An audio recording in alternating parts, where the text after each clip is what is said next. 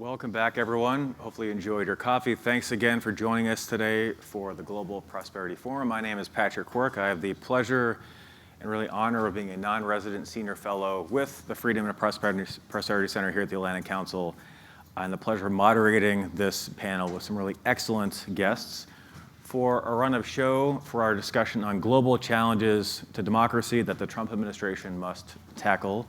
I'll offer a few framing remarks, then introduce my panelists, ask them roughly 3 rounds of questions, and then open it up to all of you. And based on the queries for the last panel, I have no doubt that there'll be plenty for our panelists here to answer.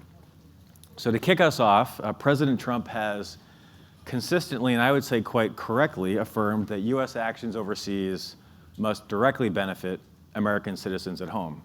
The question then before us is, does supporting democracy in developing countries pass this test? My answer is yes, because the United States and its people are more secure and prosperous with a world that is free and open. Supporting democracy, particularly in strategic locations, is not an altruistic exercise. Now, of course, we can and should support freedom fighters and strong political institutions because doing so aligns with American values. However, the main reason we promote democracy through the combination of diplomacy, investment, foreign aid is frankly because it's good for the United States. This is a view not based on ideology, it is one based on facts. Scores of studies, including those from the Freedom and Prosperity Center, show quite clearly and indisputably that democracies are more reliable trading partners, less likely to go to war with each other, and less likely to incubate and export transnational crime and terrorism. More democracy abroad is also good for American businesses because democracies have more transparent regulations and stability. On the other hand, opaque regulations and processes, which are one of the core hallmarks of authoritarian regimes, create severe risks for American investors. Democracy support also strengthens America's position in its strategic contest against the autocratic bloc of China, Russia, Iran, and North Korea. These authoritarian and in many cases anti-American countries know that they can quite more easily advance their interests when dealing with weak democracies or autocracies. Robust democratic institutions make it much, much harder for authoritarians to co-opt elites in other countries and advance their malign agendas. Now, to be clear, given debates that have been ongoing, especially here in Washington, democracy assistance is not to be conflated or confused with American or other Western attempts at regime change. To the contrary, democracy support centers on strengthening what Ronald Reagan termed the infrastructure of democracy so that citizens in recipient countries can themselves make their own choices and not have leaders for life foisted upon them. This is a win-win for the American people and people abroad. Again, all these arguments are based on evidence, not anecdote, and in my view, affirm that supporting democracy abroad meets the America First test. Now, in crafting its agenda for addressing democracy challenges globally, where and what should the Trump administration focus on? To help us answer this particular question, we have really 3 excellent panelists with decades of experience studying and working on U.S. foreign policy and broader democracy support. To my immediate left, we have Mushfiq Mubarak, who's a professor of management and economics at Yale, has a long track record of publishing on these topics. Seated in the middle, we have Enrique Roig, who is formerly Deputy Assistant Secretary of State in the Bureau of Democracy, Human Rights, and Labor, and prior to that, Senior Advisor in DRL during the Biden administration. He has more than 30 years of experience working on democracy issues. And then finally, we have Johanna, who's Senior Director for Asia at the International Republican Institute, as well as non-resident Senior Fellow with the Atlantic Council's Global China Hub. We did invite a representative of the Trump administration State Department who had confirmed attendance but then declined due to scheduling reasons. Turning first to Mushfiq, as you look at South Asia in particular, what do you see as the most pressing threats to democracy, and do you see any causes for optimism? Thank you. Thank you for having me. So I want to first be clear about my perspective biases, where I come from. So first of all, I'm an economist, so this is an unusual setting for me. Second, I'll give, rather than the US perspective, I am South Asian. I do field research in Bangladesh, India, Pakistan, Nepal. So that's where my perspective will come from, like sort of internal to South Asia. So I think the main thing I can say about the threat is that In South Asia, we've had, for almost our entire history, since the British left British India, has had pretty bad governance, right? But during that period, especially after, say, 1990s, we've had tremendous progress in terms of economic growth, and I'm sure this shows up in Joseph's numbers in terms of improvements in economic freedom, right? So it's been a bit of a paradox. The paradox being, like, how is it that we've been able to succeed economically despite the bad governance, right? So just on challenges, just to speak a little bit more about the bad governance, it takes many forms, and one common form across these countries, India, Pakistan, Bangladesh, the three large countries, is that we treat minorities very poorly, right? There's a lot of majoritarian politics. The identity of the minorities, of course, changes across countries. In fact, it exactly reverses. Religious minorities in particular, Muslims in India versus Hindus in Pakistan and Bangladesh, Christians in all countries, right? They've been persecuted, and even the definitions of like in Pakistan, the definition of who gets to be Muslim, who claims to be Muslim, that itself is contested, right? And I think that is indicative of the way that bad governance takes shape, in that the majority in each country, right, exercises power. A second important challenge is crony capitalism, right?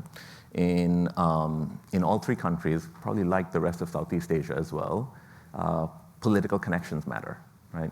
This shows up in terms of who gets access to bank loans. Like, banks have been looted, right? In Bangladesh, we just had a student-led revolution, so a lot more things have come to light as to what happened over the last decade and a half. And what happened was, they realized that the most direct way to loot from the country is to loot banks, right? Because that's where the money is, right? So you install bank directors who are politically connected, and money gets siphoned out of the country, right? Another issue that's been an emerging and increasing challenge has been especially this is in India, some form of ethno-nationalist, forms of governance, where in India, it's been the emergence of and increased importance of Hindu nationalism, right? In Pakistan and Bangladesh, it has taken the form of increased importance of religion in politics, right? Even though Bangladesh, our birth was associated with sort of secularism and moving away from a country that was formed, unified Pakistan that was formed on the basis of religion, right? This is starting to reappear. And sometimes in reaction to what's happening in India, right? And then in Sri Lanka, I'm sure many of you know, there's been, because of extreme forms of crony capitalism, that actually led to a macroeconomic crisis. And as we know about from the history of macro crises in Latin America, in Southeast Asia, right? These have contagion effects as well because of interrelationships to trade, right? So sorry, lots on the challenges. I haven't really left much time to talk about optimism. Maybe we can get back to that. All right, thank you. We'll get back to the question on solutions as well in the second round. Enrique, shifting to you. So the Trump administration, especially in these early days, has devoted significant attention and resources to Latin America, whether it's El Salvador, Panama. As you look at the region, as someone who has worked at it both as a practitioner and really senior policymaker, what challenges to freedom and democracy do you see as most pressing, and you therefore feel the administration needs to prioritize? Yeah, no, thanks, Patrick, for the invitation to be here with all of you. So yeah, I would say that looking at the challenges across the Western Hemisphere, and this is something that we documented every year in our annual human rights report in my Bureau for Democracy, Human Rights, and Labor, that those are, with regards to democratic backsliding, attacks against civic activists, human rights defenders, independent journalists, essentially, the authoritarian playbook, as we see it play out not only in Latin America, but in other regions of the world, Africa, for example, which I also covered in my previous portfolio. So it was always interesting to see the similarities in terms of how the authoritarian playbook does play out across countries, particularly when you, for example, anti-NGO laws, which we would often see pop up in in many countries, or attacks against vulnerable communities, LGBTQI+ communities, who were often being attacked by authoritarians. And we would often say that they were sort of the canary in the coal mine because the attacks against them meant that larger repression would be taking place. In many of the countries in Latin America and the Caribbean, we've also seen the issue of political prisoners in Cuba, Nicaragua, Venezuela. One of the things I'm most proud of as part of the administration, working with the Biden administration, was we were able to release Nicaraguan political prisoners on 2 occasions. And so I think that was a testament to the advocacy that many in this community were doing and also within the US government. I would say within then the context, and this was addressed in the earlier panel, is that obviously we're all living through a moment of steep cuts in foreign assistance, right? And so this is having major implications for our democracy work in this region, and particularly for our partners who it has taken decades to build trust with them to do this work, and now have been completely cut off, and in many cases have had to fire entire staff of organizations.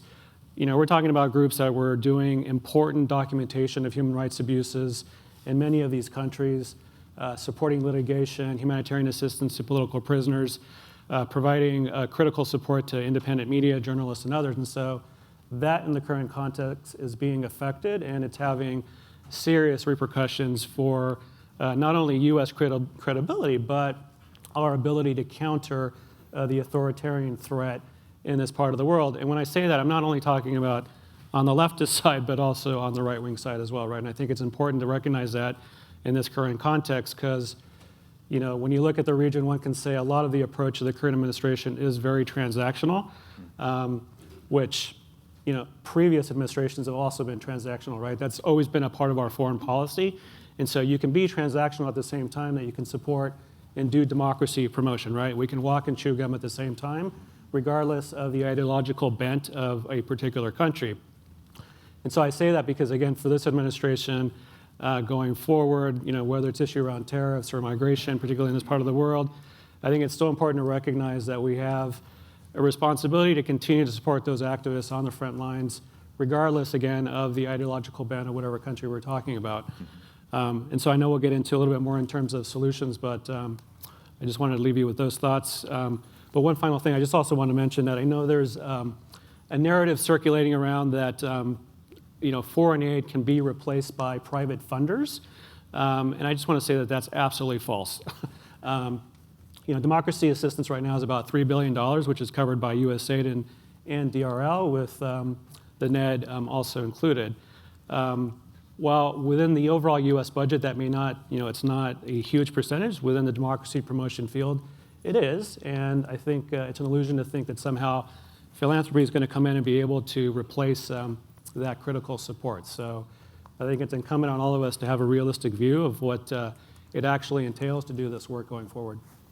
It's a really excellent point, Enrique, that the transactional aspects of diplomacy employed by the Trump administration presently do not need to be and are not mutually exclusive with supporting democracy actors on the ground. And in fact, the latter can increase your leverage with regard to the former. So Joe, moving to you, the Asia Pacific writ large, as we all know, is front and center for the administration's foreign policy as it relates to competition with China in particular. Now, leaving aside China's role in undermining democracy globally, which we'll get to, where do you see the greatest challenges and opportunities for freedom and democracy in the broader Asia Pacific? Thank you, Patrick, and thanks to the Atlantic Council for convening this discussion, which I think is very timely and very important.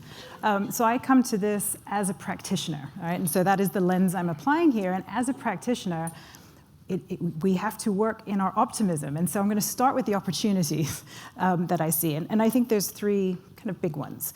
The first is that within the Asia Pacific, there are a lot of democratic anchors in Asia, right? You look at Taiwan, at South Korea, Japan, Australia.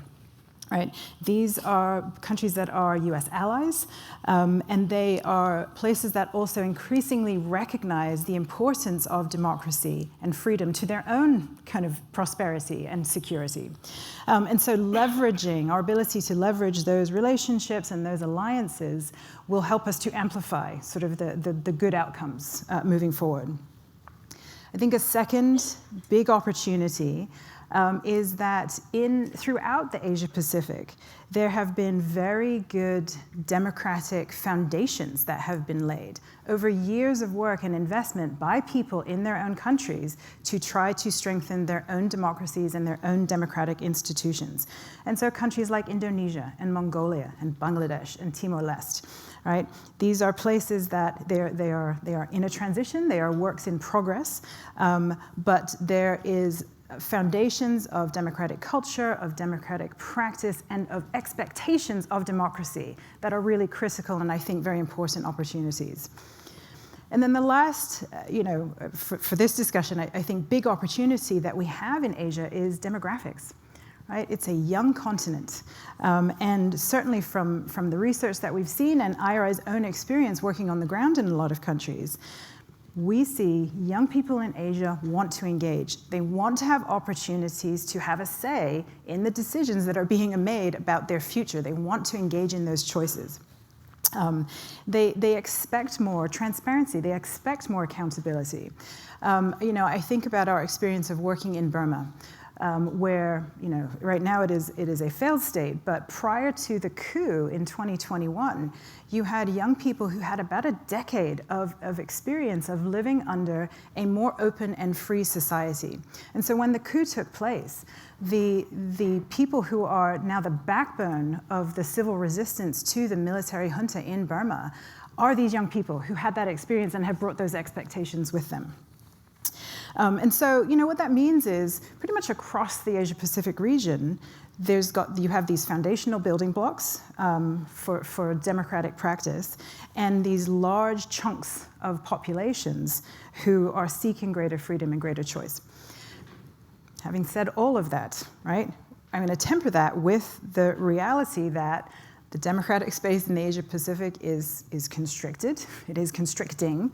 And in some contexts, is just bad, right? I mean, you have across the region examples of these authoritarian regimes, right? Separate from China, North Korea, Cambodia, Burma, right? There is no idea of freedom for most people in North Korea. There is no sense of free political choice for people in Cambodia.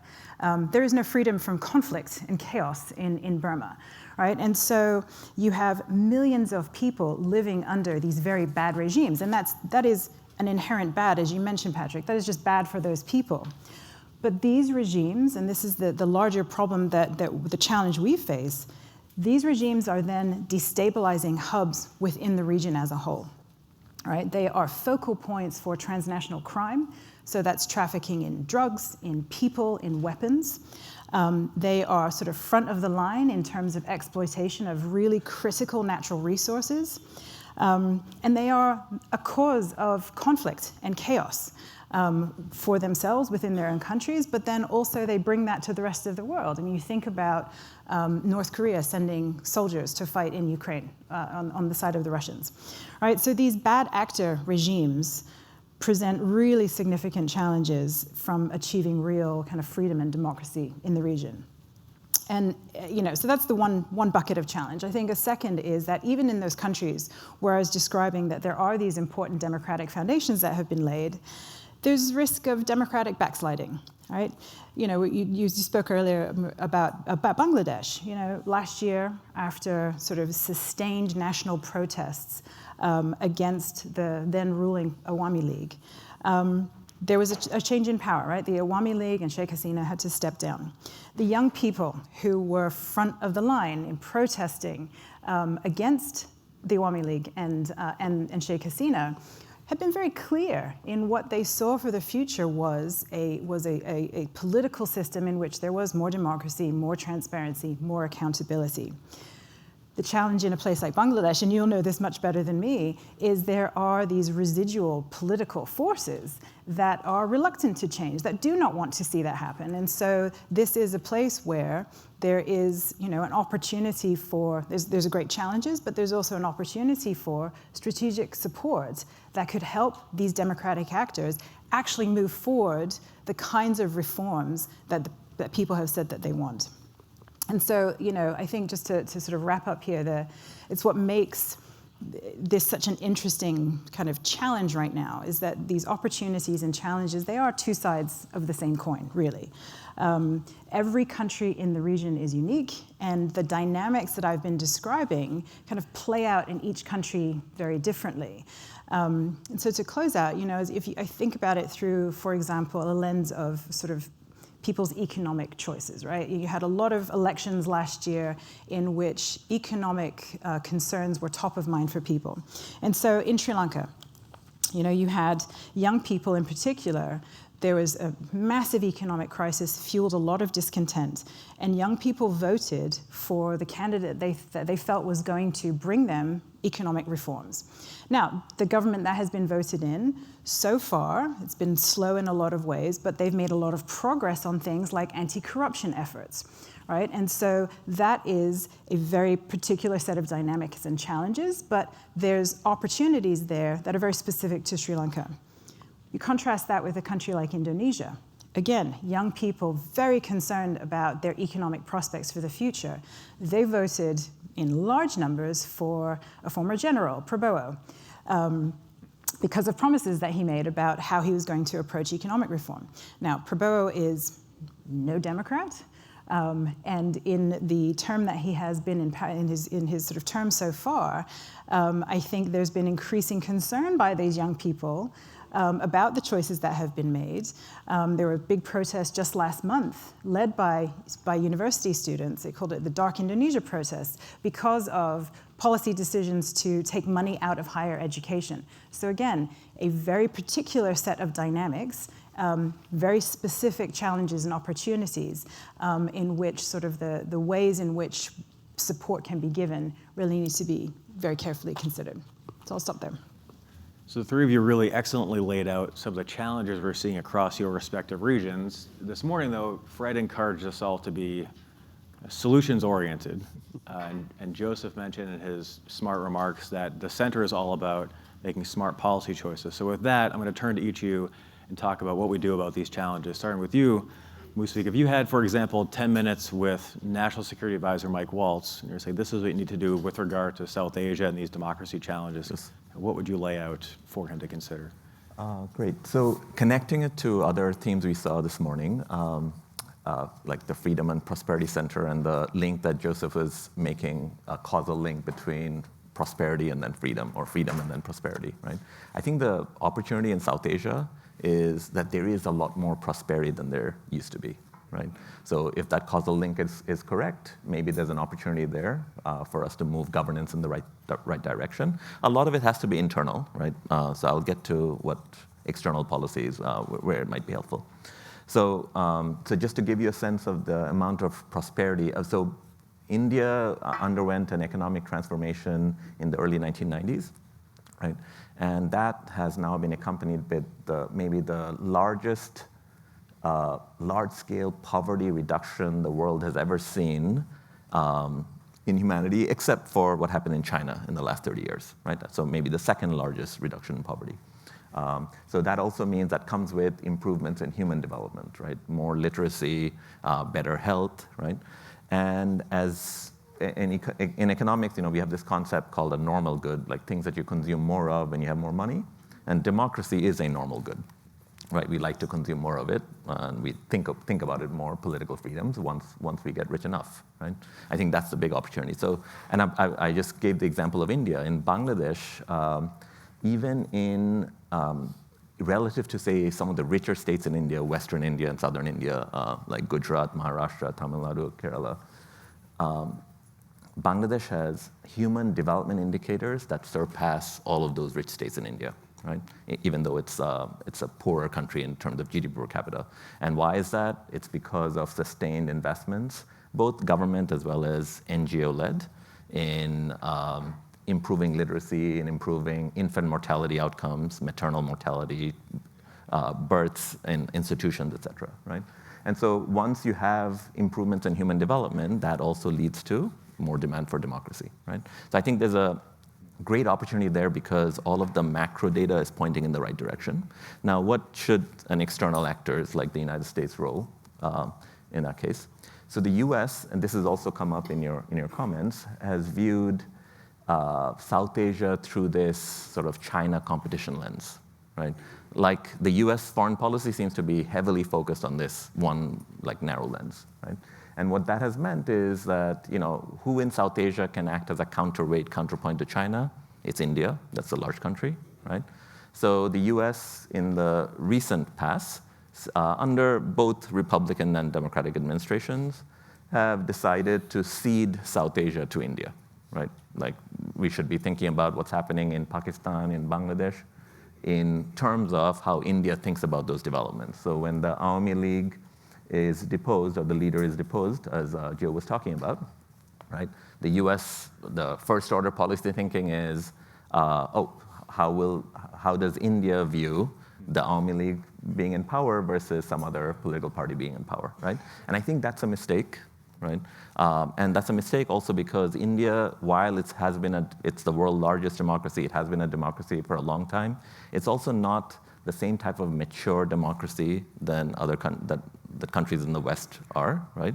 And so I think ceding an entire region of, that constitutes over 20% of the global population to one country is probably not smart.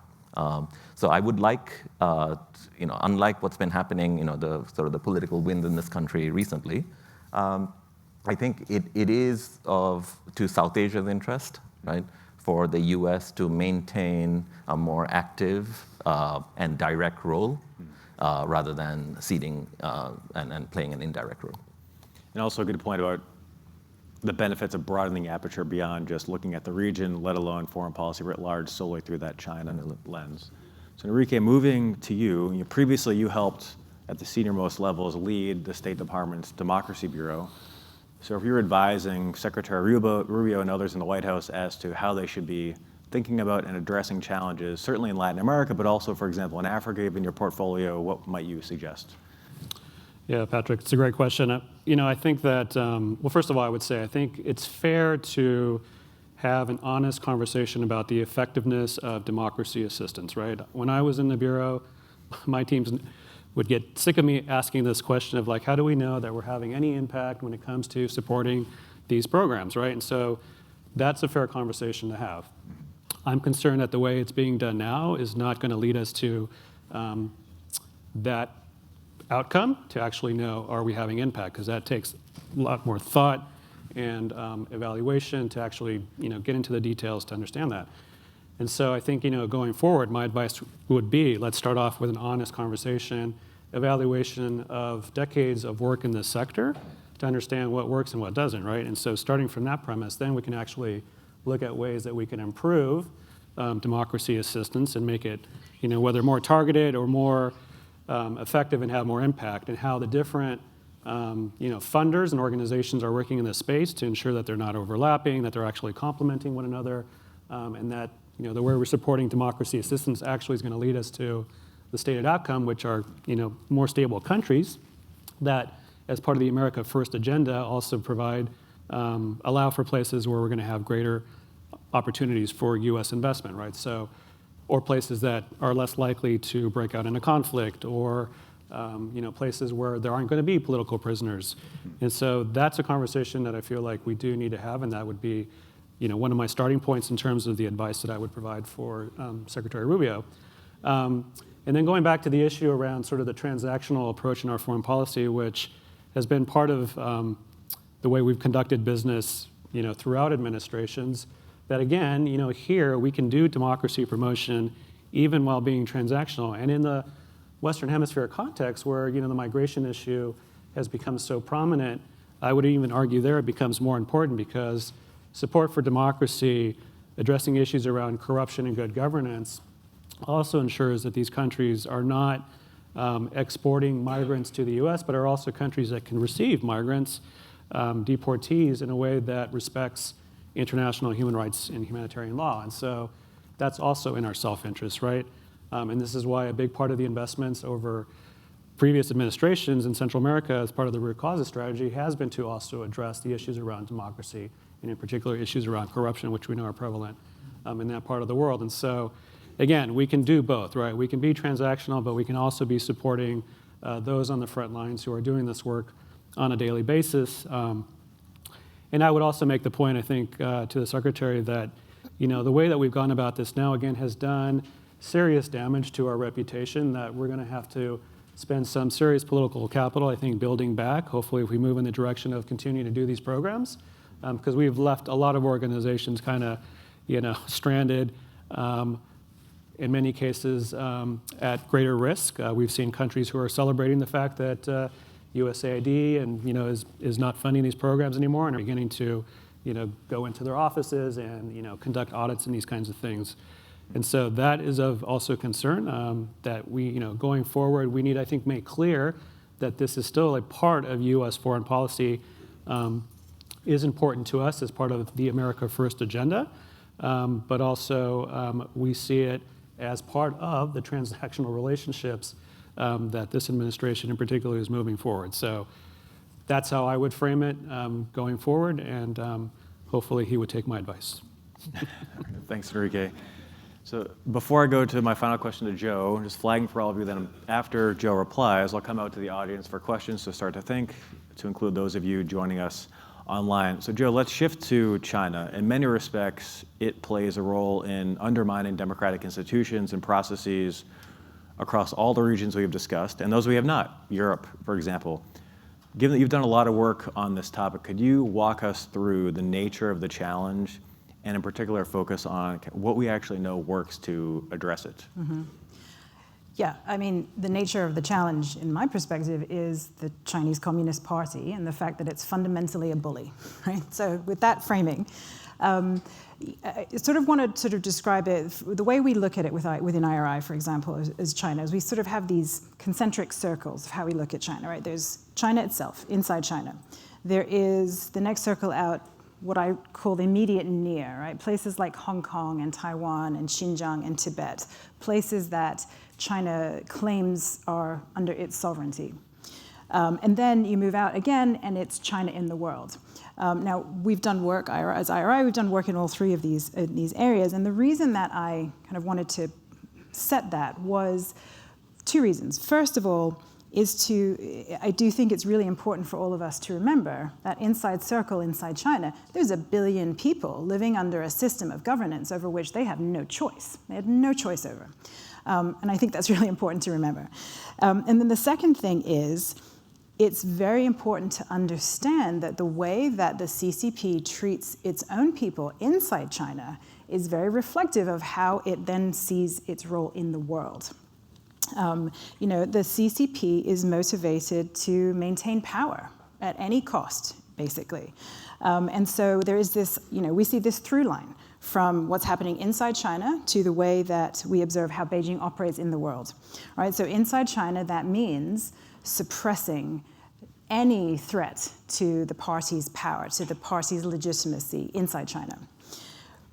When we look at China in the world, what we see is a party, and the party is trying to shape a global environment that's going to ensure its own survival and prosperity and its ability to thrive.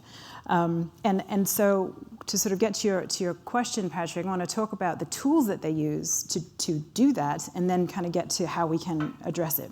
So the first tool, everyone's probably familiar with this, is the economic tools, right?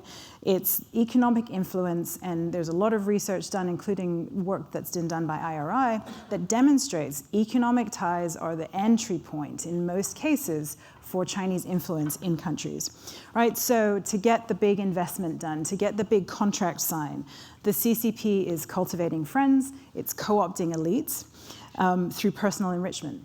And what that does is it exacerbates any sort of vulnerabilities, political vulnerabilities that existed in a country. That influence exacerbates that. And so, across the Asia Pacific and beyond, you see the CCP and Chinese entities taking advantage of weak governance to bribe their way to influence, right? When there's examples in all the regions that we've talked about.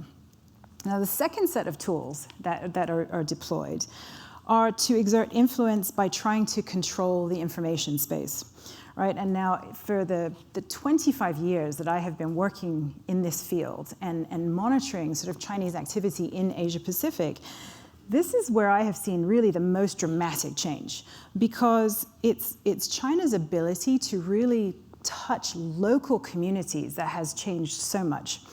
And in particular, to shape the information space, to assert what is said about China, but also to assert what China wants to say about the rest of the world. And so what we're seeing is increasing direct engagement at a subnational level by Chinese entities, right? So that might be state-owned enterprises working directly with provincial or state or even municipal level governments in countries in the Asia Pacific. It might be outreach directly to local civil society organizations, to universities, right? Which at that subnational level tend to be less sophisticated and certainly have less capacity or less experience in dealing with a player like China, right? The subnational kind of local connection also comes through stepped up efforts by Chinese entities to control local media, either by buying it outright or by just investing heavily in local media companies, by providing exchanges for journalists, sort of funding exchanges and things like that, or providing free wire services by Xinhua to local media services. And what this adds up to is opportunities to control what's said about China, but also to push out Chinese perspectives on what's happening in the rest of the world. So when we're thinking about the challenges, the nature of the challenge that China presents, it's very big and it's very multifaceted. When we think about how to address it, I mean, it's everything that we have been talking about here, right? What makes it hard for China to shape the information space or to co-opt elites in a country is robust democratic institutions, right? Robust practices, sunlight. When there's accountability and transparency within a system, it's much harder, it makes it much harder, and the costs become much higher to pursue the corruption. We know from our experience that when we're working to build, when there's greater democratic resilience within a country, those countries then are much better able to address authoritarian threats, whether that is domestic authoritarianism or threats from external authoritarian forces. And so I wanted to use just one example to kind of illustrate how this works in practice. In the Philippines, right? This is a key US ally. The Chinese Communist Party in the Philippines uses leverage that it has developed with local governments in the Philippines to try to upwardly influence national level decision-making about the Philippines' sort of national approach to maritime security in the South China Sea or the West Philippine Sea. Now, one of the things that we have done in the past at IRI is supported researchers at a local university, providing them with support and some training on research tools that they used to then track espionage networks, to literally sort of track throughout the country what were the espionage networks. And then they were able to use this information for these researchers in the university to then go conduct advocacy to the Philippines government, to the military, on legislation that would provide better protection against this kind of infiltration in the future. Right? And so that's just a very small example of how these kinds of, what are the solutions and how they can work, right? It's sharing tools and sort of technical approaches with local partners, and then empowering them to utilize those tools to pursue the sort of democratic priorities that they identify for their own countries. And in this case, the returns for us to the US are pretty clear. As I said, the Philippines is a critical ally for us, not least because free navigation along those maritime routes is relatively important to the US. And the Philippines is also a major target of Chinese sort of expanding military presence and influence activities. And so, it's an example of where a small investment in democratic support kind of yields to us really critical support to our overall sort of national security interests. And so to kind of connect it to my earlier remarks, it's, the approaches, the solutions, because the nature of the challenges and the opportunities in each country are so unique to those countries, the solutions also have to be somewhat tailored. There's these sort of broader approaches that everyone's been touching on. And then the work is how to help tailor them in a way that meets the needs and the priorities that local partners identify. Thanks, Julia. The Philippines example, as you just walked us through, is really excellent in showcasing two things. One, democracy assistance is not about regime change. In fact, we're very targeted at the request of local partners, and in fact, for very small dollar value, can in turn make the United States and allies safer, stronger, more prosperous. With that, we'll come back to all of your broader community working on these issues. Love to hear your thoughts and particular questions for the panel. There are mics circulating, so if you can just stand up, raise your hand. I would ask you to introduce yourself and keep your question short and to the point. I'll take two, have our panel reply, and then come back out to the audience. So yes, please. Thank you so much. I deeply enjoyed your panel. And just to comment on what you presented, I did a study on Chinese way to enter businesses, and in Chinese it's called the guanxi. So these terms, in fact, says that you can't enter a market without having someone in the network already that would vouch for you, and that you are a trustworthy business, and so on. And while this was used at the beginning as a trust issue, to increase the trust of the network and to be sure. From an economically point of view, actually, it's interesting, you know why? It's reducing transaction costs and all risks. In fact, these networks are designed, and that's why they work. But it's true, if it is to promote corrupted behaviors, then it will benefit only those in the network and the others. So this would be my question. How can we work on this kind of networks to mitigate capture, in fact, because Western and businesses, while they are in these networks, they are captured by the locals.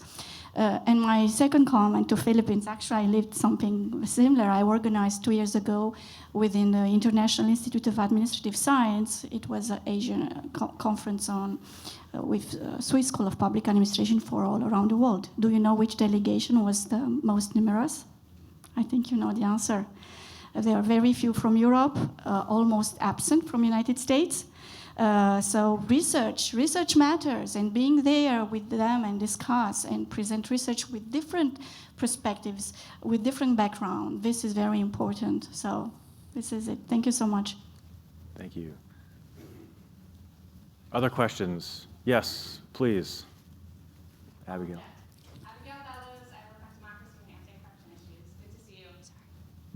I'm curious whether you've noticed any trends in your work on when businesses speak out on democracy and rule of law issues and when it makes a difference, both in terms of international investors, local businesses. Obviously, we've been talking all day about the benefits businesses can derive from predictability, from contract enforcement, the rule of law, but we also know that it's often not the case that they want to stick their neck out in various ways. So what are the trends that you've observed in terms of the kinds of collective action that enable businesses to speak out more or to exercise influence behind the scenes? Thanks.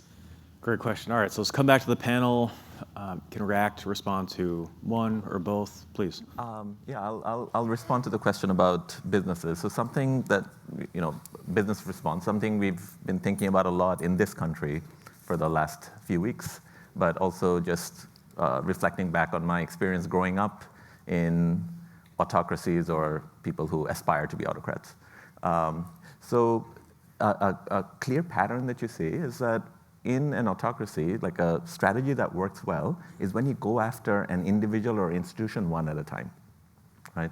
And you pick them off, right? And the revolution that happened in Bangladesh was finally the autocrat was deposed when everybody was in the street together, right? Because there's safety in numbers, right? And so this is happening right now in the United States as well, right? So there are individual business owners. They are quite explicit. I mean, of course, they're speaking anonymously to journalists in major newspapers that we read, saying that, no, I don't feel like, given my responsibility to my shareholders, I don't feel like it's my place to speak out because I will be targeted, right? And so this idea that you pointed out about networks, right? That's one way that we can maybe form networks. So the fact that Columbia University is under threat right now, right? And other major universities, including in this city, the one I work in, other people in the same league of universities that I work in, right? The fact that they're remaining silent, I think, is a strategic error. It's not only just an error in terms of it's not the right thing to do, it's also strategically the stupid thing to do, because just staying under the radar doesn't mean that you're not going to be targeted tomorrow, right? And so final data point on this, a colleague of mine, Jeff Sonnenfeld, does this thing he calls CEO summits or something like that.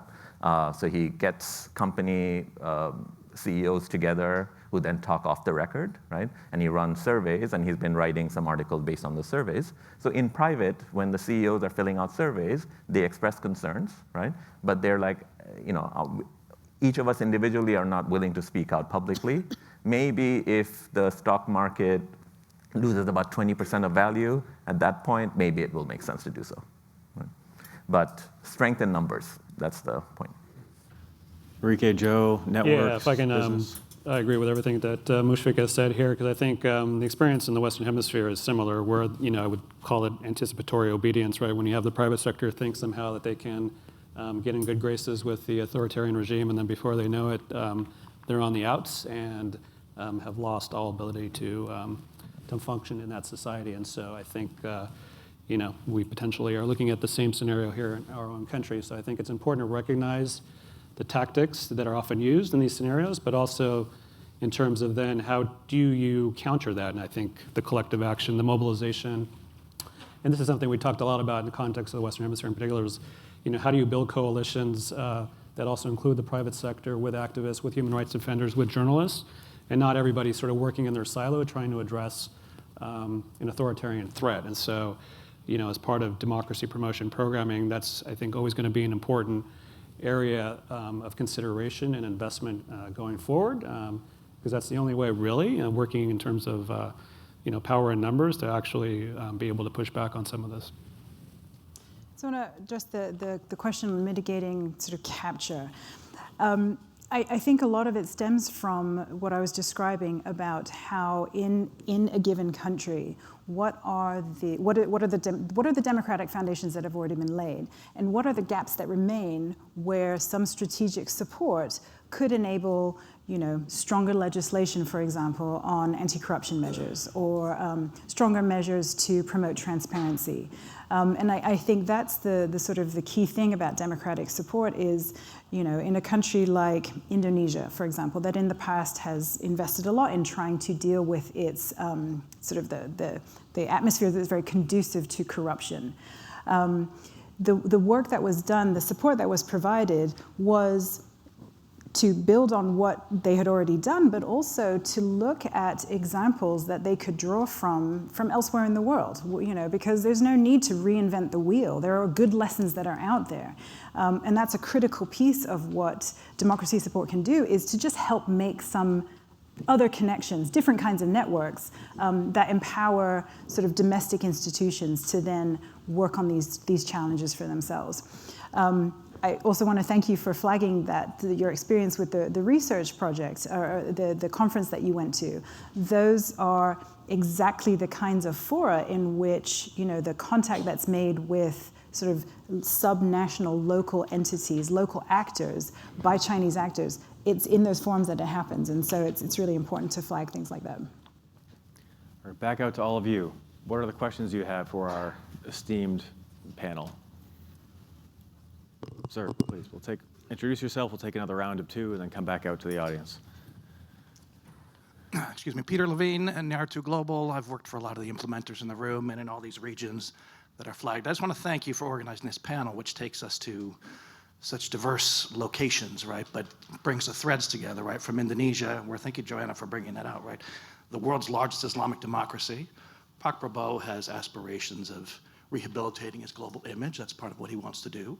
So you can see some of these linkages there. And I guess my question, maybe a little more personal, it's a practical action. What can be done? Maybe the panel could recommend for those of us who are continuing to engage with partners in government or private sector or implementing organizations all around the world, El Salvador as well, Central America, very diverse.